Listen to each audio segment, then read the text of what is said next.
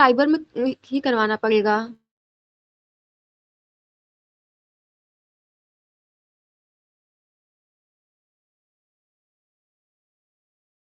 Form खुद से fill कर सकते हो अपने सिस्टम से, लैपटॉप से, है ना।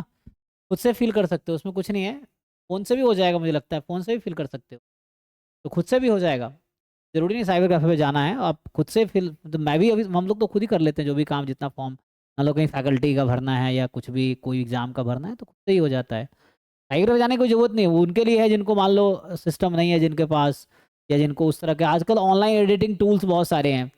फोटो मान लो फॉर एग्जांपल क्रॉप करना है, सिग्नेचर क्रॉप करना है, कुछ नहीं है, तुम फोटो खींच लो फोन से, ऑनलाइन गूगल करो, इतने सारे फोन से भी वेबसाइट्स हो गया हैं, था सर। वहां से आप क्रॉप कर लो, जो भी साइज चाहिए वो हो जाएगा।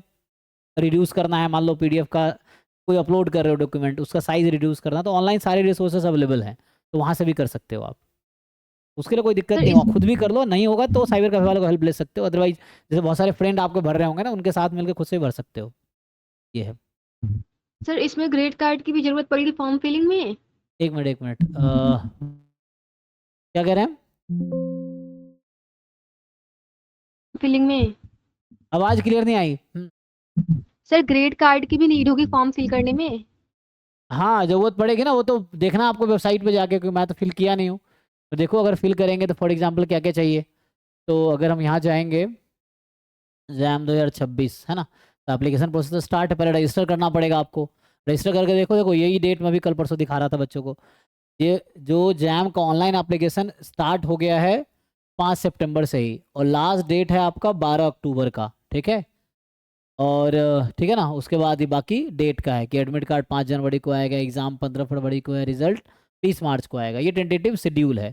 तो एप्लीकेशन प्रोसेस चल रहा है, अप्लाई करना है, तो आप इनके वेबसाइट पे जाओ, सारा काम ऑनलाइन है, और सारी काउंसलिंग सारा प्रोसेस इसी वेबसाइट पे होगा। तो अभी जो आप आईडी पासवर्ड बनाओगे वो याद रखना जरूरी है, क्योंकि इसी आईडी पासवर्ड से, मतलब पहले आप रजिस्टर करोगे तो आईडी पासवर्ड बनाना पड़ेगा, तो इसको ठीक से लिख के रख लेना, क्योंकि इसी आईडी पासवर्ड से एडमिट कार्ड डाउनलोड होगा, इसी आईडी पासवर्ड से बाद में रिजल्ट आएगा, इसी पे आईआईटी में काउंसलिंग होगी। तो आईआईटी के लिए सिंगल पोर्टल है, शुरू अभी से लेके एडमिशन तक इसी पोर्टल के थ्रू सारा काम होगा। फिर जो बच्चे आईआईटी में जिनका नहीं होता है मान लो, तो एनआईटी के लिए अलग से एक पोर्टल है सीसीएमएन का, है ना। ये बाद की चीजें हैं रिजल्ट के बाद, कि एक सीसीएमएन का पोर्टल है, इस पे एनआईटी और ट्रिपल आईटी का काउंसलिंग होता है ना। ये सीसीएमएन पोर्टल है, तो यहाँ पे एनआईटी, ट्रिपल आईटी, आइजर्स या इन सब इंस्टीट्यूट का यहाँ से काउंसलिंग होता है सीसीएमएन से, है ना, सेंट्रलाइज्ड काउंसलिंग फॉर एमएससी या टेक्नोलॉजी एडमिशन। तो ये एनआईटी उसके लिए, आईआईटी वालों के लिए सारा प्रोसेस इसी पे होगा, इसी वेबसाइट के थ्रू। ये जो वेबसाइट है ना, यहाँ पे https://joaps:/IITbombay.ac.in, इस वेबसाइट से सारा काम होगा। जब मैंने क्लिक किया मैं यहाँ पहुँच गया, ठीक है। तो इस वेबसाइट के थ्रू सारा काम होगा, JOAPS डॉट, मतलब वेबसाइट जैम की वेबसाइट से ही हो जाएगा, 26 की वेबसाइट। अब यहाँ पे जाके आपको, अब जैसे रजिस्टर मैंने नहीं किया, अभी आप जाओगे तो यही मांगेगा आपके कि लॉगिन करो, तो लॉगिन आईडी है ही नहीं मेरे पास, तो पहले आपको बनाना पड़ेगा। बनाने के लिए क्या करना, रजिस्टर हेयर, तो मान लो रजिस्टर करना है, तो यहाँ पे आ गया रजिस्ट्रेशन फॉर्म, मान लो मैं अभी अपना भर देता हूँ फॉर एग्जांपल, मिडल नेम,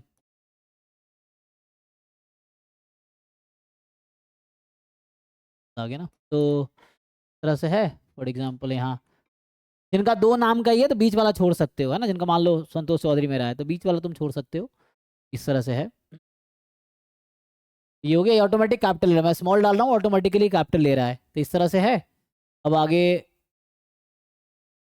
तो यहाँ आगे अब ये पूछ रहा है कि, अब देखो नाम कई बच्चा गलत भर देता है, तो बाद में फिर दिक्कत होगी, जैसे बहुत सारी कभी नाम गलत भर दिया, डेट ऑफ बर्थ गलत भर दिया, या कैटेगरी गलत भर दिया, फिर बाद में परेशान हो रहे होते सर गलती हो गई गलती हो गई।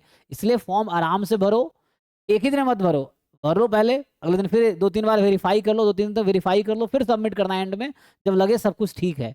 नहीं तो मैं कई बार बच्चों को देखा हूँ नाम के स्पेलिंग गलत लिख दिया, बाद में परेशान हो रहे हैं कि सर गलत हो गया क्या करे। फिर बाद में रेक्टिफिकेशन का आता है डेट, अभी आएगा नवंबर में आता है, पैसे पे करके कर सकते हो, या फ्री भी आता है कि एडिट कर सकते हो, लेकिन उसमें कुछ लिमिटेशंस रहते हैं, कई बार पैसे पे करना पड़ता है। तो वो गलती क्यों करना, शुरू में अपना ढंग से एडमिट कार्ड पास में रख के, या जो आपके जो भी डॉक्यूमेंट्स हैं उसको पास में रख के, जो नाम है उसका स्पेलिंग, एक एक जो स्पेलिंग वर्ड है उसको चेक कर लो कि नाम सही है कि नहीं। मान लो मेरा ये हो गया फॉर एग्जांपल, अब ये मांगेगा मुझसे ईमेल एड्रेस डालो, तो जैसे अभी के लिए मैं अगर ईमेल एड्रेस ये डाल देता हूँ,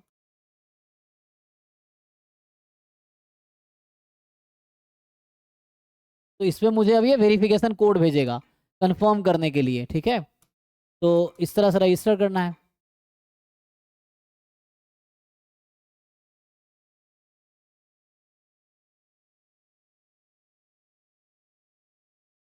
ठीक है,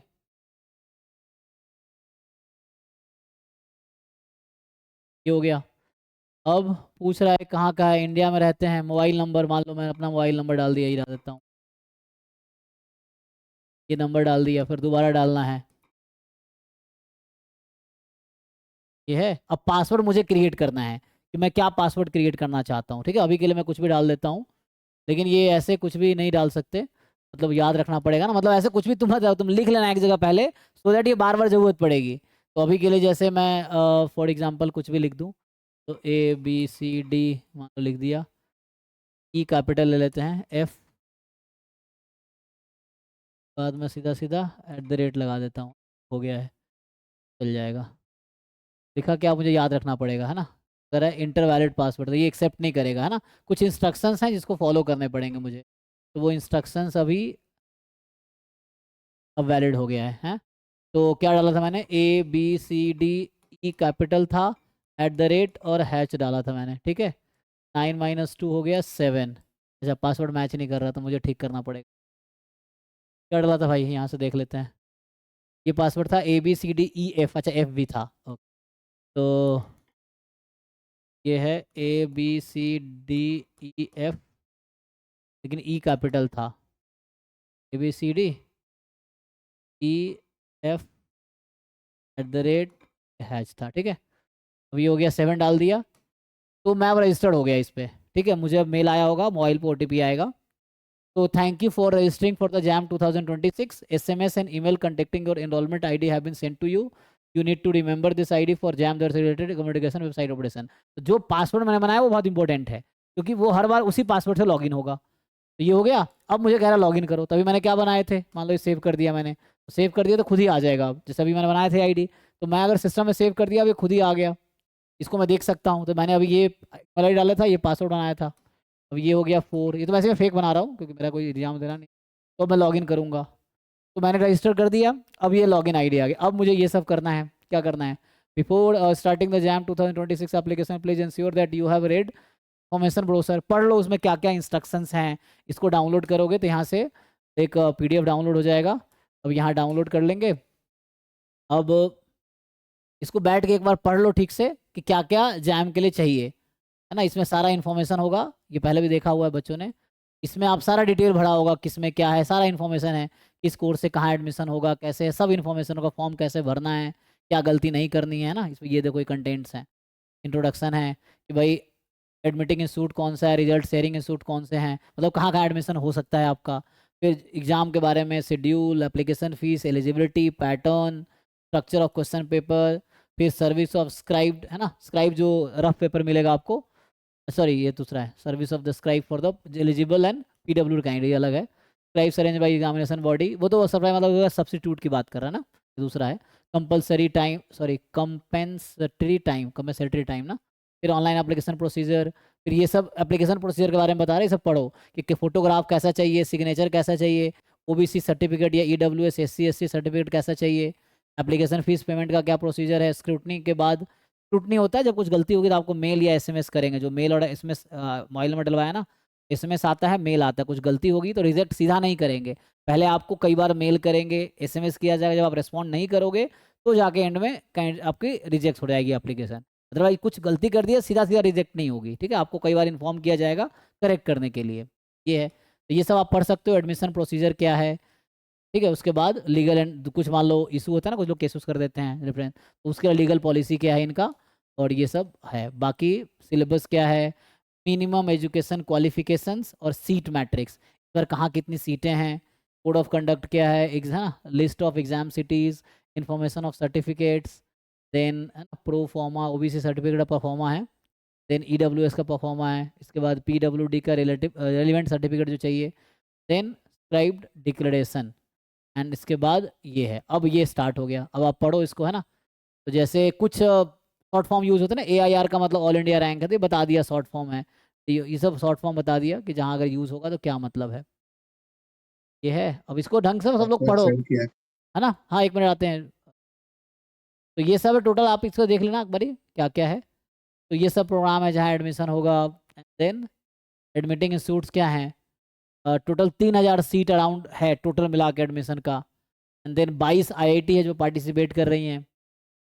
के बाद उसके अलावा कौन सा है, तो रिजल्ट शेयरिंग इंस्टीट्यूट्स में जैसे हो गया IISc Bangalore, CFTI, NITs, DIAT, IIST Sirpur, IISER Pune, IISER Bhopal, IIPE क्या है, तो जेएनसीएएसआर, डिफरेंट डिफरेंट, ये सबका कंबाइंड है ना। तो ये है, बाकी यही सब है, तो ये सब पढ़ लेना, मतलब ये पढ़ लेना कहना मतलब ये है। मैं वापस आता हूँ, तो हम लोग यहाँ पे थे ना, तो वापस आएंगे, हम यहाँ फॉर्म भर रहे थे राइट। अब मान लो ये मैं फॉर्म यहाँ भरा था, मैं आगे स्टार्ट करता हूँ। तो ये हो गया फॉर्म, अब फॉर्म एप्लीकेशन स्टार्ट हो गया। अब इसमें क्या करना है, मुझे पूछ रहा है select the number of test you want to appear. मान लो मुझे सिर्फ एक पेपर देना है, एमएस का ही देना है, तो मैं एक करूंगा। मुझे 2 देना है, तो मैं एमए और एमएस दोनों कर दूंगा। पूछेगा जैम 1 क्या चाहिए, तो इन तीन में से एक चुनना होगा। मैथमेटिक्स चुन लिया मान लो। एंड पेपर 2 क्या देना है, तो मैथमेटिकल स्टैटिस्टिक्स चुन लिया हमने। ठीक है, इस तरह से भरते चले जाओ। एग्जाम सिटी कहाँ आपको एग्जाम देना है, फॉर एग्जाम के नहीं, मान लो आगरा हो गया पहला, फिर जो भी तुम्हारा नियर नियर है कुछ भी डाल दो के हिसाब से, लेकिन प्रेफरेंस उसके हिसाब से दिया जाएगा। अगर पहले जो बच्चे फॉर्म भर रहे हैं तो उनका चांस है कि पहला सिटी मिल जाएगा, बीच में भर रहे हो तो हो सकता है दूसरा मिलेगा, एंड में भरोगे तो तीसरा वाला मिलेगा, प्रेफरेंस के हिसाब से। ये है नेक्स्ट, ये सेव हो गया। तो ये मैं फॉर्म भर रहा हूँ समझो इनडायरेक्टली, तो तुम खुद भी कर सकते हो। ठीक है, तो इसको करते जाओ आगे, ऐसा ही है। तो इसको कंटिन्यू करते जाओ। फिर पहले एग्जाम के बारे में भरना है, personal detail, address, degree, documents भी चाहिए। ठीक है, देन बाद में डिक्लेरेशन। तो डॉक्यूमेंट्स में क्या क्या चाहिए, कलर फोटोग्राफ अपलोड करना है, सिग्नेचर अपलोड करना है, 10th का सर्टिफिकेट अपलोड करना है, बस। How did you come to know about JAM, ये हो गया, सेव कर देना है। तो यहाँ सिर्फ अभी 10th का सर्टिफिकेट अभी जान रहे हैं, है ना। तो यहाँ तो इतना ही चाहिए ना जी। इधर क्या था, तो ये तो डॉक्यूमेंट होगा। डिग्री में आते हैं, डिग्री में कॉलेज का है ना, पिन कोड, कॉलेज कहाँ है, ये सब डालना है, बाकी ये सब। तो मेनली इस डॉक्यूमेंट में मुझे 10th का सर्टिफिकेट ही सिर्फ चाहिए राइट। जिन लोगों ने भर लिया उनको पता होगा, सिर्फ 10th का ही सर्टिफिकेट चाहिए। ग्रेजुएशन और 12th का तो मांग नहीं रहा अभी, जो हमने देखा है। और बाद में अगर इतना हो गया ना, तो सीधा सबमिट कर देना है। तो सबमिट कर दिए तो हो गया, मतलब ये भरना exam, personal, address, degree, document, declaration, submit कर दो। तो साइबर कैफे की कोई जरूरत नहीं है किसी और से, कुछ तो खुद से भर सकते हो सब लोग। ठीक है, ये जैम के बारे में इंफॉर्मेशन हो गया। ठीक है, हाँ। सर जो ओबीसी सर्टिफिकेट है सर, जो मैंने 12th में बनवाया था मतलब सीयूटी के लिए, तो वही वाला लगेगा या दूसरा फिर से बनवाना ओबीसी पड़ेगा? हर साल नया बनाना पड़ता है, तो आपको अभी बनवाना पड़ेगा। फाइनेंशियल ईयर में ही वैलिड होता है। 1 अप्रैल 2025 के बाद का बना हुआ सर्टिफिकेट 31 मार्च 2026 तक काम आएगा। ठीक है, फिर अप्रैल 2026 के लिए अलग से बनवाना पड़ेगा, आपको 2 बार बनाना पड़ेगा। अभी अप्लाई करोगे उसके लिए अभी बनवाना पड़ेगा, और जब एडमिशन होगा जुलाई 2026 में, तब आपको फिर से बनवाना पड़ेगा। ये वाला काम नहीं आएगा तब। एक फाइनेंशियल ईयर में सिर्फ काम आता है। जो SC ST का लाइफ टाइम वैलिड है, SC या ST कैटेगरी का है, एक बार बनवा लिया तो लाइफ टाइम चलेगा, उनको रिन्यू नहीं कराना पड़ता है। लेकिन OBC और EWS वालों को हर साल रिन्यू कराना पड़ेगा, जब भी जरूरत पड़ेगी तब।